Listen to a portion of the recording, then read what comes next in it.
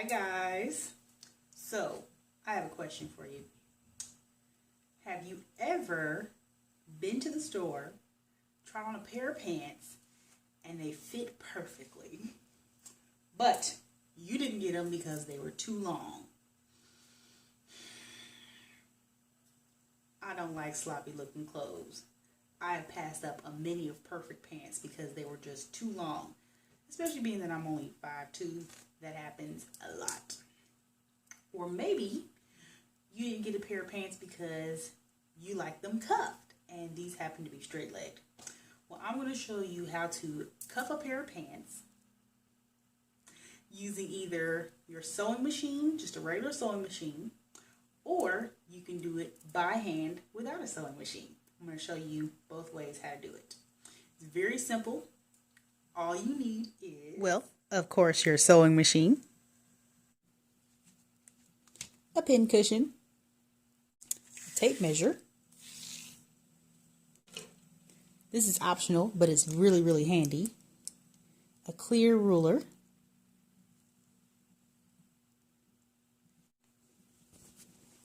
a press cloth or a piece of muslin, an iron, starch or starch alternative, your ironing board. And for those of you who don't have a sewing machine, all you're going to need is some thread, needles, and some fusible web. Now this comes in two colors, either white or black. You want to use the white for lighter fabrics and the black for darker fabrics. And you also want to get the pair of pants that needs the cuffs put into it.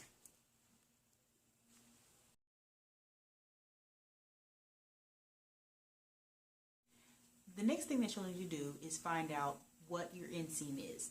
That's really easy to do. All you need to do is get your tape measure and measure right from where your crotch starts all the way down your leg to where you want your pants to stop. Now my friend has a 33-inch inseam. So measuring from the crotch of the pant all the way down to the current hem,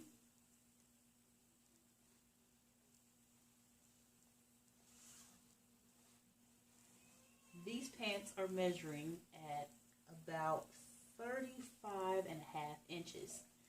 So these pants won't need as much alteration as the other two pair of pants that I've already started working on. With these, it's going to be pretty simple to install the cuff. The great thing about these is with the current hem, the pant that's left extra on the inside, I can just simply fold that up about 1.5 inches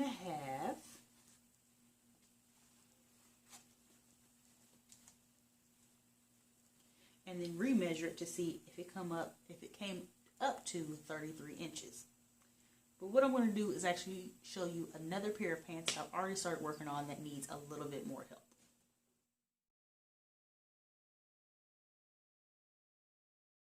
This is a pair of white linen pants. Knowing that we need to reduce it to a 33-inch inseam, and these pants were measuring at a 37-inch inseam, I knew that I was going to have to reduce it by 4 inches, but not all at one time. I took 2/3 of that 4 inches, which is about 2 3/4 inches,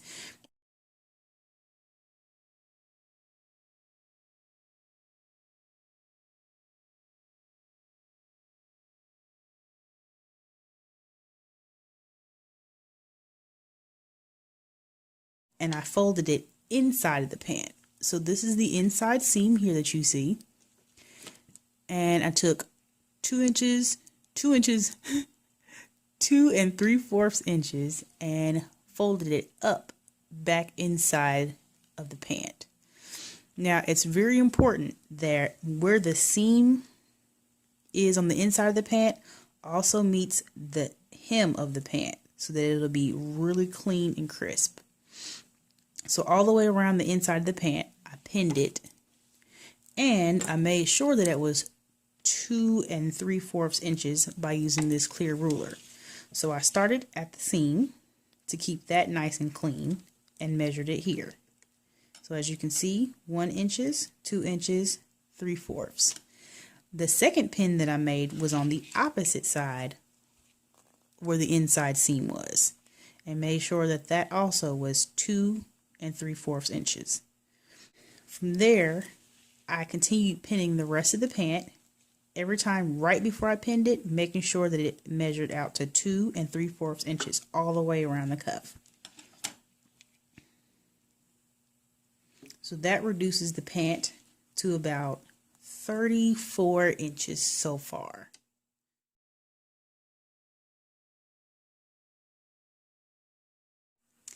Alright, now this is for those of you who are not using the sewing machine, you're doing everything by hand.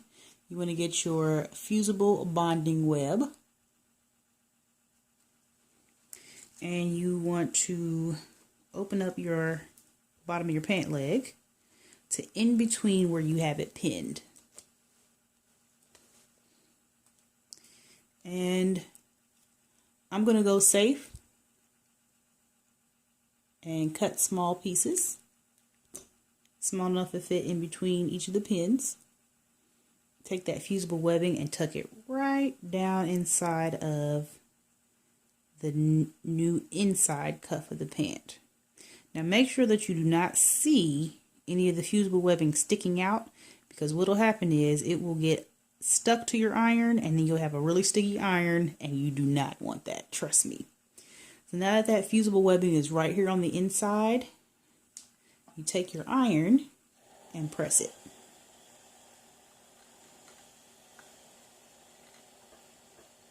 Now it's very important to make sure that your iron is set to the correct temperature for the fabric that you're using. These linen pants can get the highest heat for this iron. Linen is down here at number 7. It is the hottest. I currently have it set at 5. Now this actually kind of works double for you, because while you're putting in that fusible bonding, which see it creates a permanent bond, it's down there, it's on for good, you're also pressing your bottom hem, which we're going to need to do that separately for the sewing machine. So you're actually doing 2 jobs at one time if you use the fusible webbing. And you just want to keep cutting small pieces and attaching it to the inside of the pant.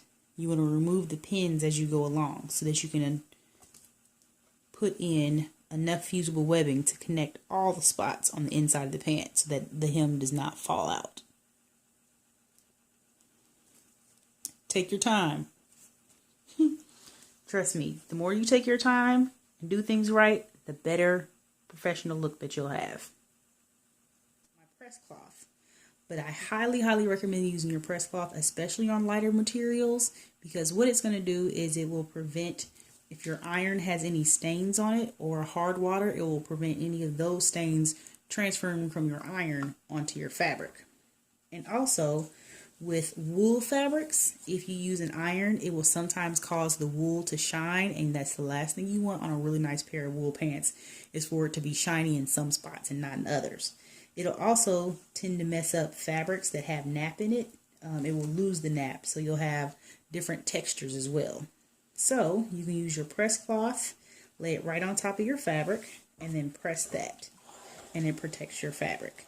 But you get the same level of really crispness, and the same heat gets to the fusible webbing. Alright, it's all done. That is permanent. It ain't going nowhere.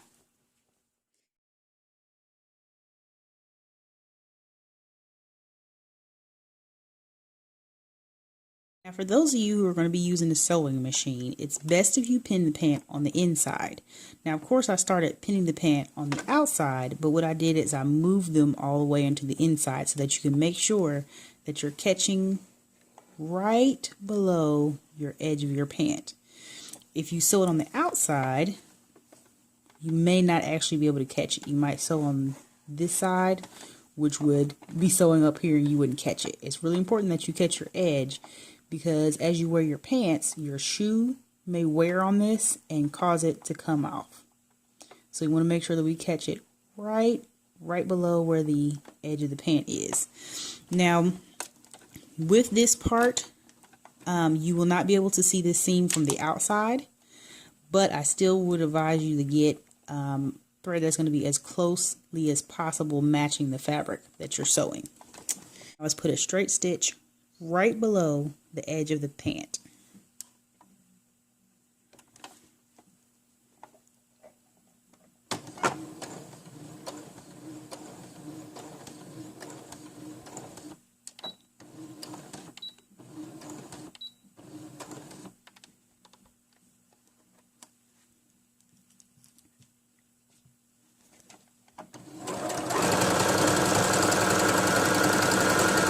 So now what you can see, well, what you can't see is there is a straight stitch inside the pant,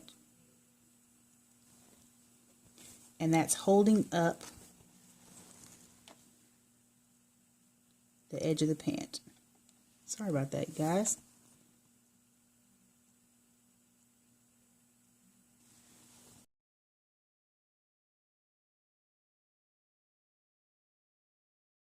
Now, for those of you who use a sewing machine, using the tapered end of your ironing board, you want to take the pant, slide it right on the end of the board, and you want to press that really crisp crease right inside the bottom of your hem here.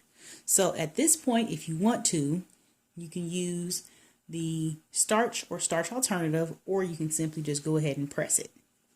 And again, use your press cloth because it's going to protect your fabric.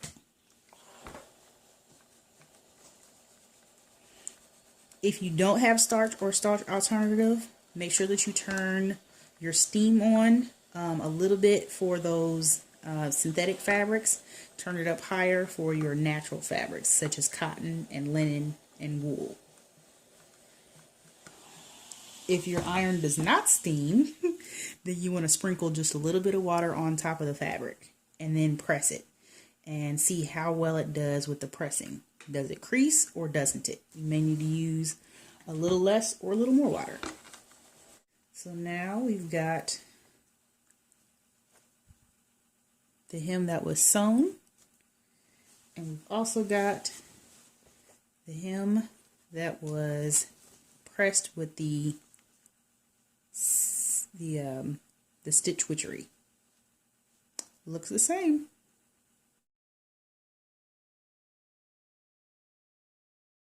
So what we're going to do on this part is actually install the cuff. What we need to start though is, it doesn't matter if it's on the inside seam of the pant or the outside seam, but you need to start with the seam. It will be your guideline through the rest of this cuff action. So I already know, because I've measured it before, I started on this project a lot earlier today, that I needed to have 1 9/16 cuff. So using my ruler, I've got 1 1/2, so that is a little bit too far in. I'll bring it down just a smidgen. 1, and that is 10/16. Bring it down 1 a little bit more.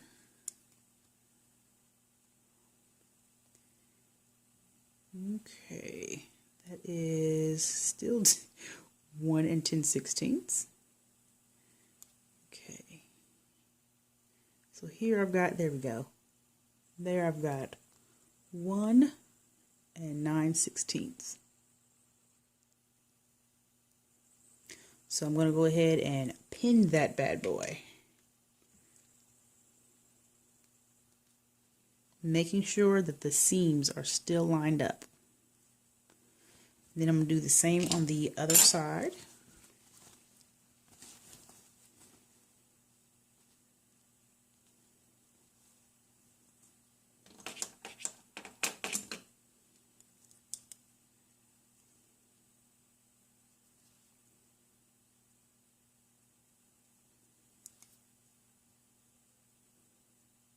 Perfect.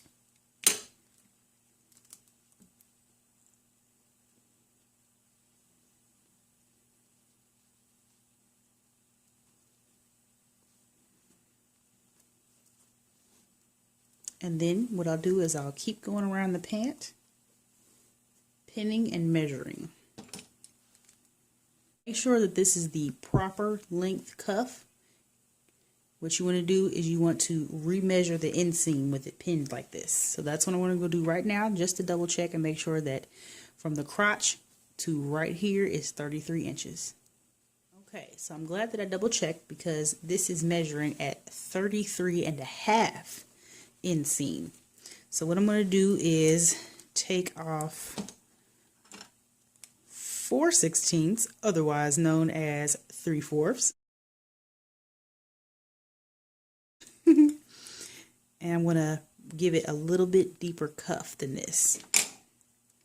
So I'm going to go ahead and take all these pins out.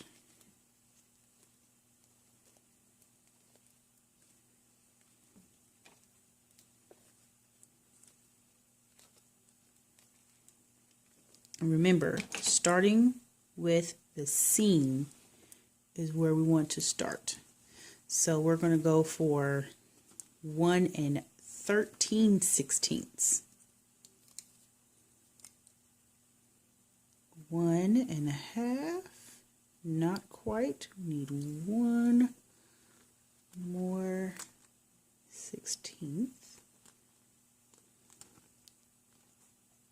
Okay. 1 13/16. Pin that there. I'm going to do the other seam and I'll come back when I'm ready for the next step. Now to completely finish the pant with the fusible bonding, cut you some small pieces. You can actually insert it between the pins right below where your cuff is. Slide your pin out. And this actually, again, is doing double duty because you can press the hem of your pant and make your cuff permanent at the same time.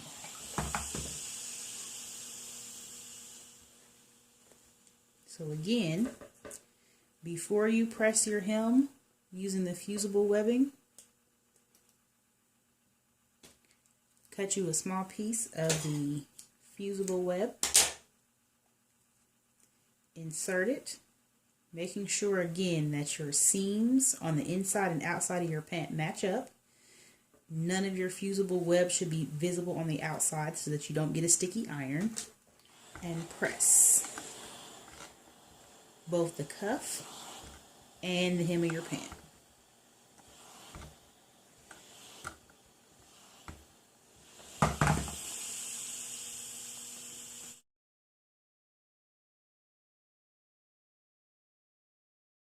Now we're going to actually press the hem of the pant, which has also become the cuff. Make sure that you do not press your pins. We're only pressing the bottom hem or edge of the pant. Now again, you can use your starch or starch alternative or steam function on your iron. You want to make sure that we get that nice and crisp.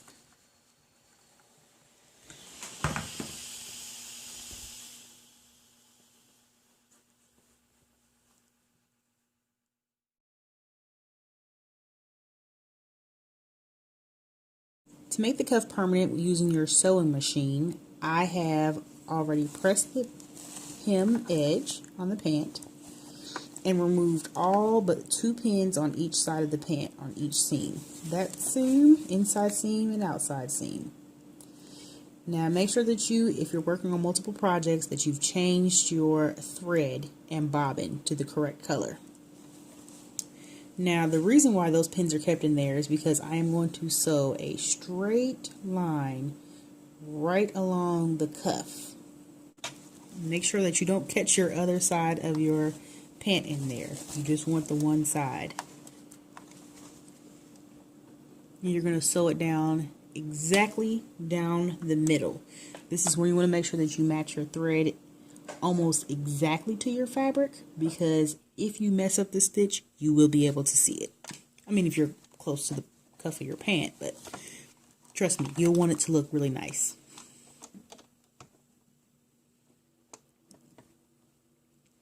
And you can actually start halfway at the cuff. You don't need to start all the way at the bottom.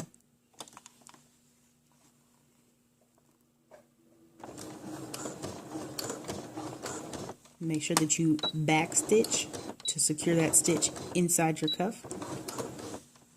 You can remove that pin after you have back stitched, but you want to make sure that you keep the seams lined up with each other.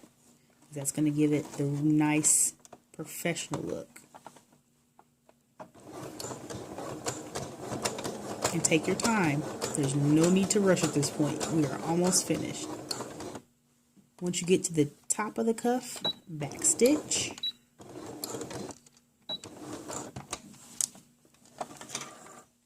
So I just finished the last cuff seam, and it is almost invisible with the exception of that back stitch right there. But I think that's pretty doggone good.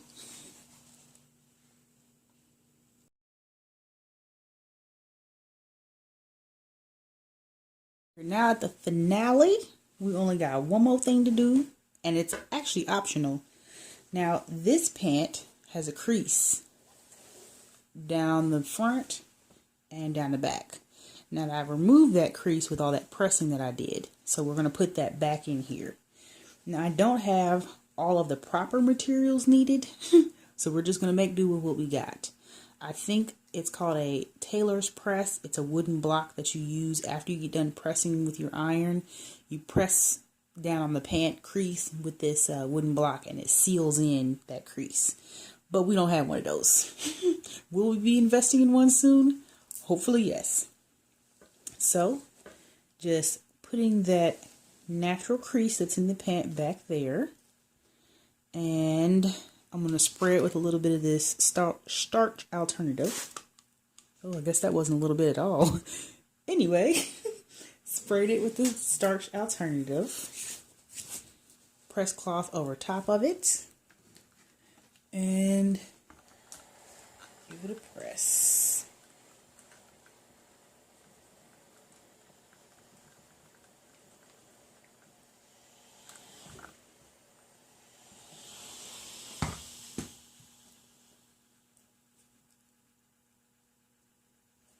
And then we're looking at a crease.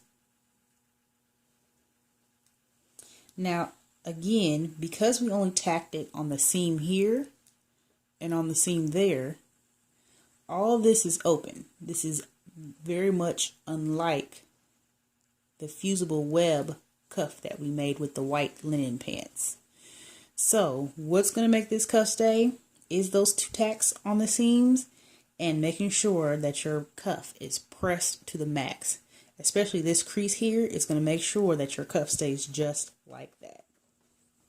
So once you finish your cuffs, it would be a really good time to turn your pants inside out and press any of your seams that may have gotten flattened out and make them more crisp. Also, you want to check and make sure that any buttons, hook and eyes, or clasps that are on your closure of your pants are also touched up as well. So I want to talk about the difference in drape between the pants that are done with purely fusible webbing, a mix of fusible webbing, and the sewing, and then just the sewing machine by itself. So remember, the white pair of pants was done with nothing but fusible webbing. Now the cuff on there is pretty stiff. But I thought that this was appropriate for a linen pant because when my friend decides to wear these again, if he wants to hit it with his iron to press it out, it'll already basically be set in shape. He's just going to make it more crisp. Now, I think for heavier fabrics, using the fusible web is probably not appropriate. You want to use maybe a mix of fusible webbing to make the inside hem to bring up the length of the pant, and then you want to use your sewing machine to tack down your cuff. This pant was done with a mix. So I used fusible webbing to make that inside hem, and then I tacked this cuff down with my actual sewing machine. Now the drape on there is a little bit less stiff than the linen pant. This is a really reasonable way of doing it because the fusible webbing is in there permanently, and the cuff is done with a more tailored, a professional tailored look. The third pair of pants was done only with the sewing machine. So I did the inside cuff, reducing the length of the pant with the sewing machine, and then I tacked down the cuff with the sewing machine. I prefer this method the most because it gives the pant incredible drape, so that when he walks and his leg is kicking out, it'll have great drape and it'll be really fluid. So you can mix and match fusible webbing and sewing, or you can do it all fusible webbing, and you can do the stitching down the cuff by hand with needle and thread, or you can use your sewing machine for the entire process. The difference is that with the fusible webbing, it goes a lot faster. You're killing two birds with one stone with each step. So the pros to the fusible webbing, again, is you're killing two birds with one stone when you are making the inside seam, because you're pressing the webbing and the hem, and then when you are cuffing it and putting the fusible webbing on the inside of the cuff, you're pressing the inside, or you're pressing the bottom hem and the cuff again and inserting the fusible webbing. So you're basically having two steps. The con to having the fusible webbing is that it can be a semi-permanent bond if your iron does not have a steam function. It's really important that you have that.